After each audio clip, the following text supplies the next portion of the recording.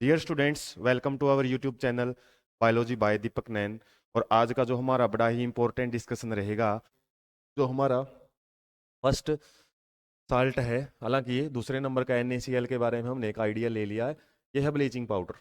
अब साल्ट ही पढ़ेंगे हम।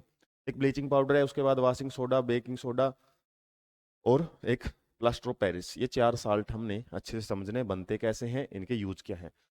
तो ब्लीचिंग पाउडर क्या है? Bleaching powder is produced by the action of chlorine. Chlorine जो प्रोड्यूस की थी हमने किसके अंदर, क्लोरएल्कली प्रोसेस में, उसकी रिएक्शन किससे करवाई जाती है? Dry slaked lime, CaOH2। दो लाइम होते हैं, एक तो होता है क्विक लाइम, पहले ही बताया था मैंने, और एक होता है स्लैक्ड लाइम। स्लैक्ड लाइम, और ये वर्डों से आपसे पूछा जाता है, दोनों के फॉर्मूले पूछ लेगा। क्विक लाइम होता है कैल्शियम ऑक्साइड और ये होता है कैल्शियम हाइड्रोक्साइड। इतना फर्क है इनमें। कैल्शियम हाइड्रोक्साइड की रिएक्शन यदि क्लोरीन से करवाते हैं तो क्या बनता है? एक ऐसा साल्ट बनता है CaOCl2, और यहाँ पे क्या आ जाएगा? H2O हमारा निकल जाएगा। तो यही ब्लीचिंग पाउडर है। ब्लीचिंग मीन्स, जैसे ब्लीचिंग नॉर्मली एक वर्ड होता है, तो लगभग हम क्या करते हैं, कोई दाग धब्बे वगैरह है, चेहरे पे भी ब्लीचिंग होती है, उसको हटाने के लिए भी यूज किया जाता है ब्लीचिंग। तो bleaching powder is represented by CaOCl2। Question आपको पता ही कैसे पूछते हैं, व्हाट इज ब्लीचिंग पाउडर का फॉर्मूला बताना आपने, क्या होता है, कि प्रिपरेशन कैसे होती है ये बतानी है। बैलेंस करने की जरूरत नहीं है, ऑलरेडी बैलेंस होती है। और मेन है इसके यूजेज, कहाँ कहाँ पे इसको यूज किया जाता है। यूज कैसे हम देख सकते हैं, for the bleaching cotton, linen, ये जो हमारे टेक्सटाइल इंडस्ट्री होती है, कपड़ा उद्योग होता है, उसके अंदर ब्लीचिंग के लिए, मतलब इनके कलर को हटाने के लिए पहले इनके कलर को बिल्कुल साफ कर दिया जाता है, फिर मनचाहा कलर इनको हम दे के और जो भी कपड़े हैं वो बना सकते हैं।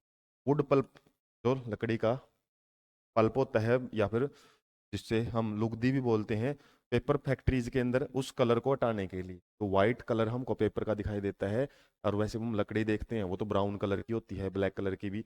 तो यहाँ पे जो उसको क्या किया जाता है, पहले कलर को हटाया जाता है। ब्लीचिंग वास्ट क्लोथेज इन लॉन्ड्री, इसके अलावा ब्लीचिंग होती है इसके अंदर, जो हमारे कपड़े वगैरह धुलते हैं, जहाँ पे लॉन्ड्री के अंदर भी ब्लीचिंग की जाती है, ड्राई क्लीनिंग वगैरह वहाँ पे भी यूज करते हैं इसको। Oxidising agent in many chemical industries. Oxidising agent means ये क्या कर सकता है, दूसरों को ऑक्सीडाइज कर सकता है, खुद ये रिड्यूस हो सकता है। कहने का मतलब ये है कि रिड्यूसिंग करके ये दूसरों को ऑक्सीडाइज करने का काम करता है, क्योंकि इसके पास क्या है, एक ऑक्सीजन का एटम प्रेजेंट। और ये ऑक्सीजन का एटम वैसे तो हम पढ़ते हैं क्या, कैल्शियम का, कैल्शियम क्लोराइड CaCl2 की फॉर्म में मिलता है। तो ये इजीली क्या कर सकता है, इस ऑक्सीजन को बाहर छोड़ के किसी को भी ऑक्सीडाइज कर सकता है और खुद रिड्यूस हो सकता है। उसके बाद to make drinking water free from germs, के अलावा वो हमारा जो ड्रिंकिंग वाटर है उसको भी साफ सुथरा करने में, उसके अंदर जो पैथोजेंस हैं, कीड़े वगैरह, बैक्टीरिया वगैरह को किल करने में भी इस्तेमाल करते हैं। बनता कैसे है, यदि आइडिया लें इसका, जो कैल्शियम हाइड्रोक्साइड है, दो हाइड्रोक्साइड लगे होते हैं इस पे, तो होगा क्या, यहाँ से एक वाटर का मॉलिक्यूल है वो बाहर निकल जाता है। क्या होएगा, वाटर का मॉलिक्यूल है वो बाहर निकल जाता है, बल्कि जो बच गया हमारा CaO और इसके साथ Cl2 है वो अटैच हो जाता है।